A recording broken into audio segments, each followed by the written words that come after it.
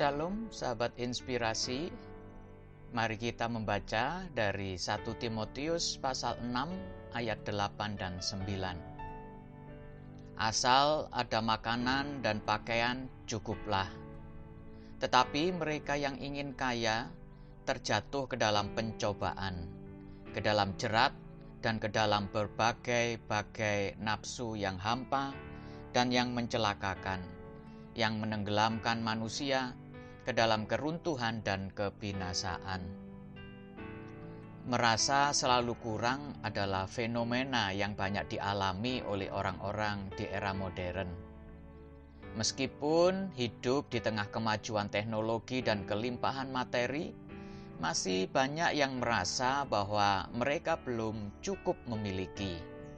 Hal ini bukan sekedar persoalan materi, melainkan menyangkut pola pikir atau mindset. Apalagi kita hidup dalam masyarakat yang sangat kompetitif, di mana kesuksesan diukur dari seberapa banyak yang kita miliki, apakah itu uang, status, atau barang-barang materi. Iklan dan media sosial seringkali mempromosikan gaya hidup mewah sebagai simbol kebahagiaan dan pencapaian. Akibatnya, kita terjebak dalam konsumerisme, di mana kita merasa butuh lebih banyak untuk bisa bahagia. Pola pikir kekurangan itu muncul ketika seseorang merasa bahwa sumber daya yang tersedia baginya, seperti uang, waktu, peluang, atau bahkan kasih sayang, sangat terbatas. Pola pikir ini membuat seseorang selalu berfokus pada apa yang tidak dimiliki. Bahkan ketika sudah memilikinya pun, ia masih merasa kurang. Hal ini akan memicu rasa cemas, tertekan, atau bersikap kompetitif, karena ia menyadari bahwa jika orang lain mendapatkan sesuatu, itu berarti ia akan kehilangan peluang untuk mendapatkannya. Menjadi pengikut Kristus tidak serta-merta membuat kita kebal dari pola pikir ini.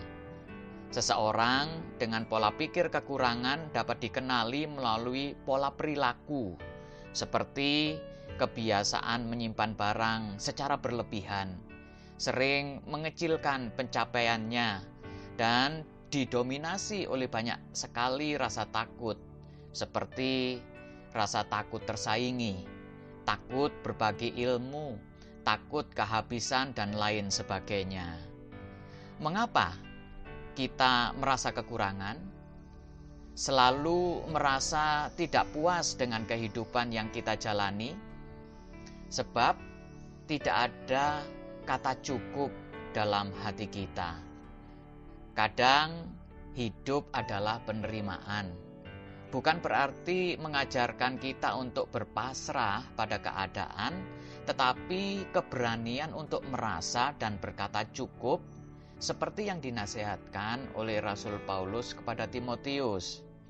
Rasa cukup itu akan menghindarkan kita dari godaan dan jebakan hawa nafsu yang memang tidak pernah merasa puas, sehingga kita akan terhindar dari hal-hal yang lebih merugikan dan merusak kehidupan kita. Dengan menerima, kita belajar mensyukuri hal kecil apapun dalam hidup ini.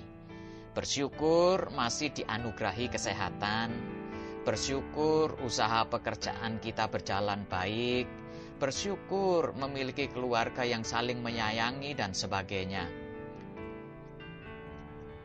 Coba tengoklah di luar sana, ada banyak orang yang tidak seberuntung kita. Mereka yang tidak mempunyai tempat tinggal yang layak, masih susah mencari pekerjaan, hidup pas-pasan, dirundung sakit yang tidak tersembuhkan, dan sebagainya. Jadi, belajarlah bersyukur. Dengan rasa cukup, kita bisa menikmati dan mensyukuri kehidupan kita sekarang ini. Syukuri dan nikmati selagi kita masih punya waktu untuk itu. Jika kita belajar merasa cukup, maka hati kita pun akan diliputi rasa damai sejahtera dan hidup kita lebih berbahagia. Mari kita berdoa.